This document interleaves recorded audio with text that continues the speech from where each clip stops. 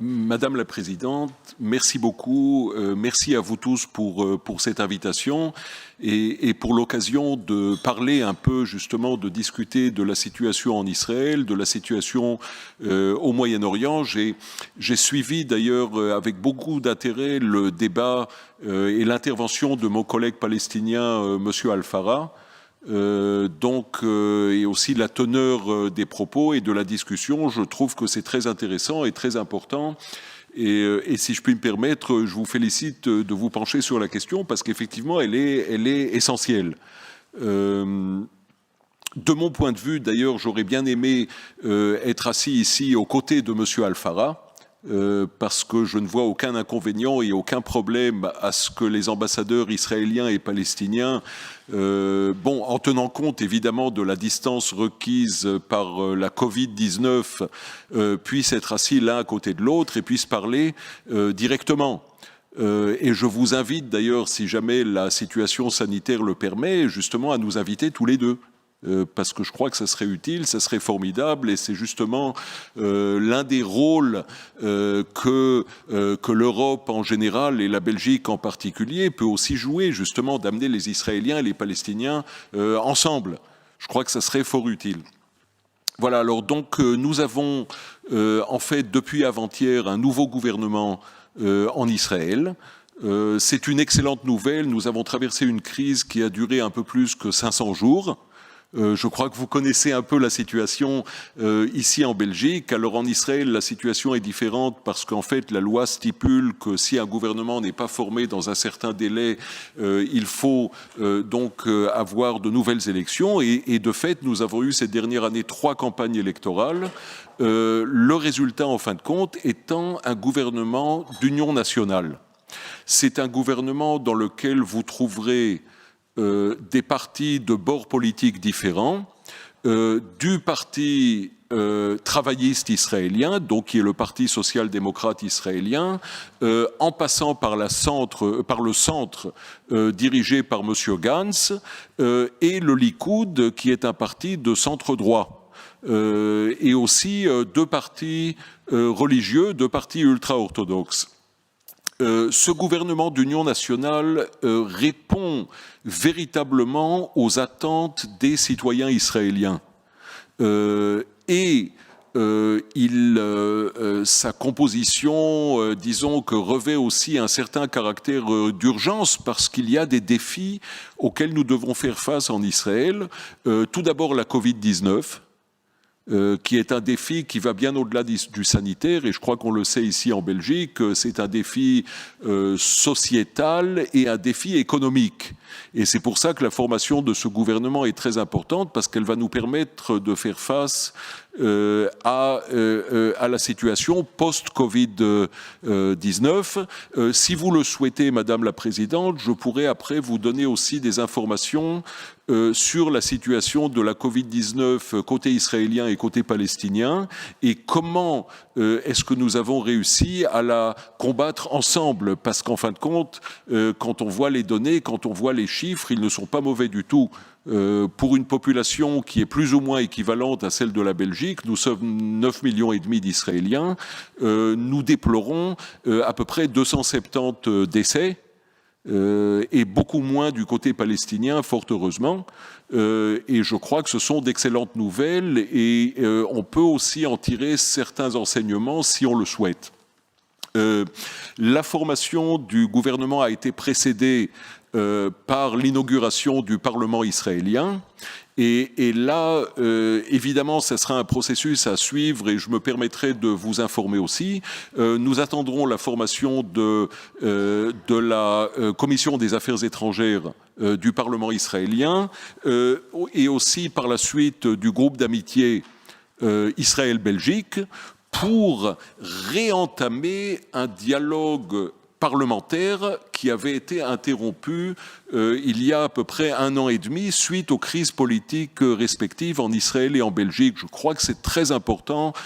Si je puis me permettre, bon, je suis diplomate et le dialogue diplomatique est très important, le dialogue au niveau du gouvernement est très important, mais le dialogue parlementaire, il est absolument essentiel parce que c'est ce qui exprime justement toutes les nuances et toutes les tendances auprès des populations d'un côté comme de l'autre, et je crois que ça serait très important et très utile qu'un tel dialogue puisse avoir lieu.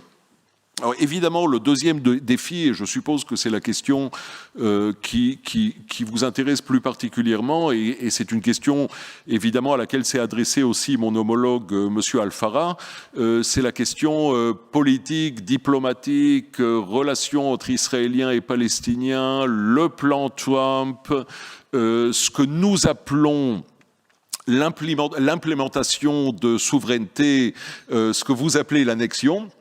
Tout cela, ce sont de très très grandes questions qui sont à l'ordre du jour et qui seront effectivement, je dirais, l'une des priorités les plus hautes de ce gouvernement qui a été formé.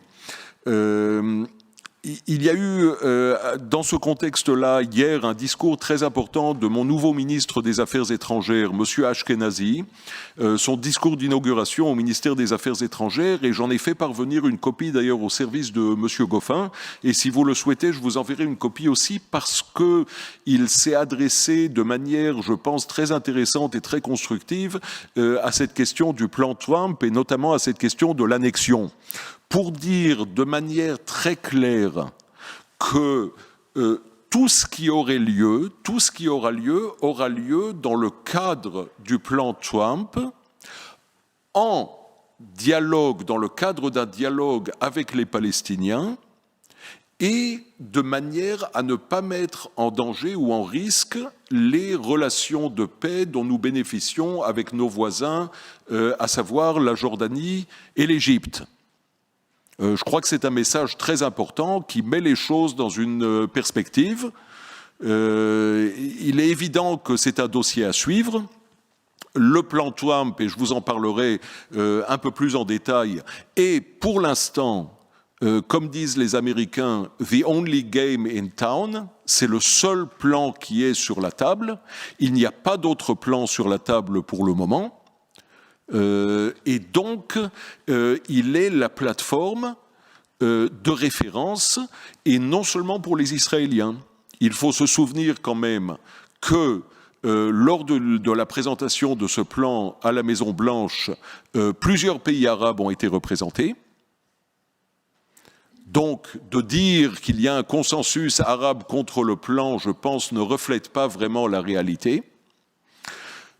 Si les Palestiniens n'y ont pas été, et je sais que mon collègue M. Alfara y a fait allusion, eh bien c'est parce qu'ils ont refusé de venir, à leur habitude, puisque nous avons célébré il n'y a pas longtemps 72 ans d'indépendance, eh bien ça fait 72 ans que les Palestiniens disent non à tout,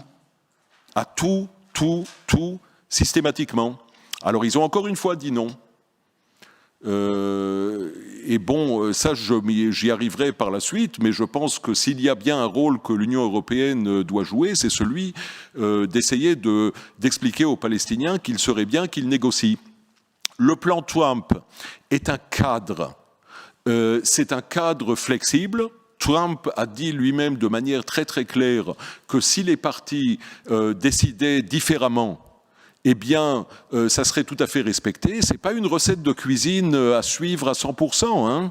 C'est un cadre qui, en fait, propose une certaine vision de paix dans la région, qui est une vision adaptée à la réalité de 2020. Moi, j'ai suivi en tant que diplomate tous les processus depuis 1993.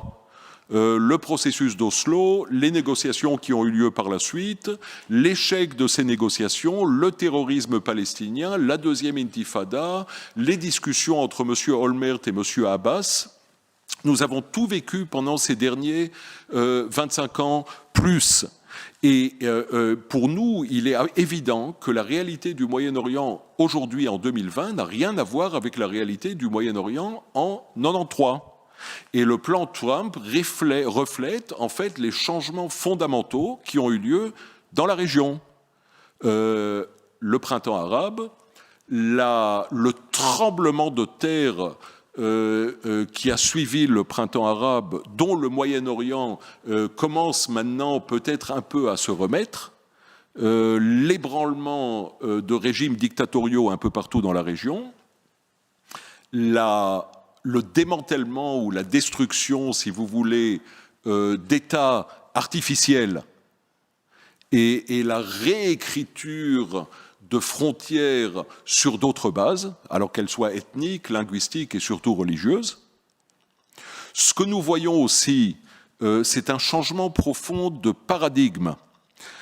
Parce que si pendant longtemps, on nous a dit, en fait, il y avait deux croyances profondes qui animaient aussi le côté européen lorsque nous dialoguions de la question. La première était que si seulement il y avait la paix entre Israéliens et Palestiniens, eh bien, il y aurait la paix partout dans la région. Or, aujourd'hui, post-printemps arabe, nous savons pertinemment que la seule chose qu'amènera la paix entre Israéliens et Palestiniens, c'est la paix entre Israéliens et Palestiniens. Ce qui est merveilleux en soi, et c'est notre rêve le plus cher. Mais je crois qu'on est loin des illusions qu'on se faisait il y a une dizaine ou une quinzaine ou une vingtaine d'années qui voulaient que la paix entre Israéliens et Palestiniens amènerait la paix dans toute la région. Croyez-moi que s'il y avait maintenant la paix entre nous et les Palestiniens, ça changerait absolument rien quant à la situation en Irak, en Syrie et en Libye, au Yémen ou dans d'autres endroits encore. Absolument rien. Le deuxième paradigme, disons, un peu à briser ou à revisiter, c'est la chose suivante. Pendant très longtemps, on nous a dit que la paix entre Israéliens et Palestiniens entraînerait ipso facto la normalisation des relations entre Israël et les pays de la région. Or, ce que nous voyons depuis 7 ou 8 ans, c'est exactement le contraire. En fait, nous sommes en plein processus de normalisation avec les pays de la région, avec des pays avec lesquels nous n'avons pas de relations formelles, avec lesquels nous n'avons pas de relations diplomatiques, et nous sommes en plein processus de normalisation, processus d'ailleurs qui trouve son expression dans la présence de plusieurs ambassadeurs de pays du Golfe lors de la présentation du plan Trump. Donc, en fait, la normalisation précède la paix avec les Palestiniens. Ce qui ne signifie pas d'ailleurs que nous ne sommes pas intéressés par la paix avec les Palestiniens, bien au contraire. Mais la normalisation est peut-être la plateforme qui permettrait de faire des pas en avant. Les Palestiniens, pour des raisons stratégiques et politiques qu'ils ont eux-mêmes provoquées, n'ont jamais été plus isolés que maintenant. Et je pense que s'il y a bien une leçon à tirer de cet isolement, c'est qu'ils doivent absolument comprendre les changements fondamentaux qui ont eu lieu dans la région. Si, au lieu d'avoir face à vous un ambassadeur israélien, vous aviez un ambassadeur saoudien ou égyptien, il vous dirait exactement la même chose. Les deux dangers stratégiques auxquels fait face le Moyen-Orient sont l'Iran et l'islamisme radical. Israël, non seulement n'est pas un danger ou un risque pour la plupart des pays de la région, ne fait pas du tout partie du problème, mais bien au contraire fait partie de la solution. C'est la raison pour laquelle nous sommes approchés et sollicités en permanence pour offrir des solutions dans le domaine du high-tech, dans le domaine de l'eau, dans le domaine de l'agriculture, dans le domaine de la haute technologie, dans divers aspects, du cyber à la médecine et ce que vous voulez, et j'en passe. C'est la raison pour laquelle, lorsqu'on observe des sondages d'opinion publique dans le monde arabe, on se rend compte que la cote de popularité d'Israël est en pleine montée et que malheureusement la cote de popularité des Palestiniens est en pleine baisse. Et c'est un processus qui reflète des changements fondamentaux et profonds qui ont eu lieu dans notre partie du monde et qu'on ne peut pas ignorer.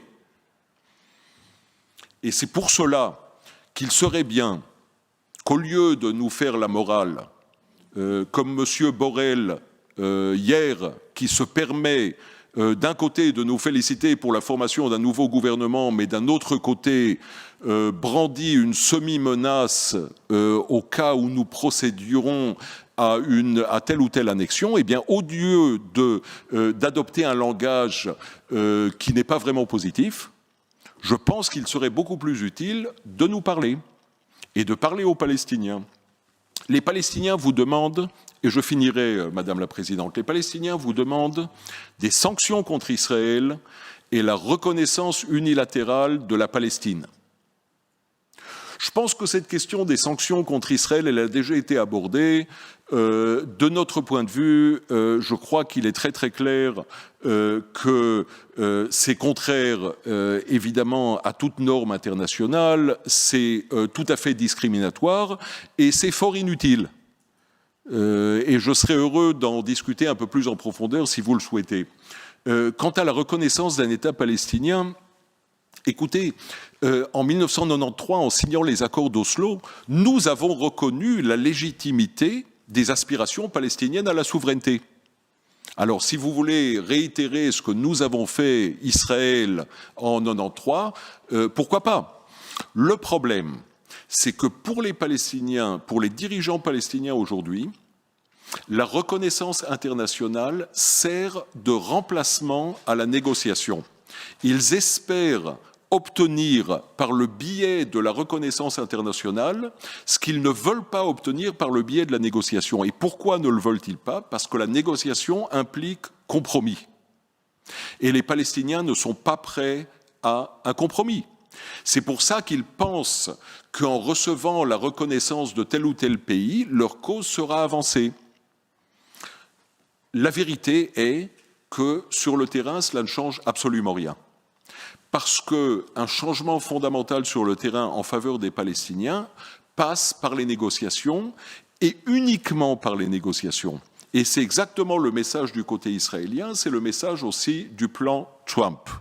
Dans le cadre de telles négociations, nous sommes prêts à négocier sur toutes les questions. Dans le cadre des accords d'Oslo, ça a été stipulé de manière très très claire, nous étions prêts à négocier des frontières, du statut de Jérusalem, du futur des colonies israéliennes et de tous les sujets épineux entre Israéliens et Palestiniens. Mais encore, pour cela, faut-il venir à la table des négociations, chose que les Palestiniens refusent systématiquement de faire. Merci beaucoup.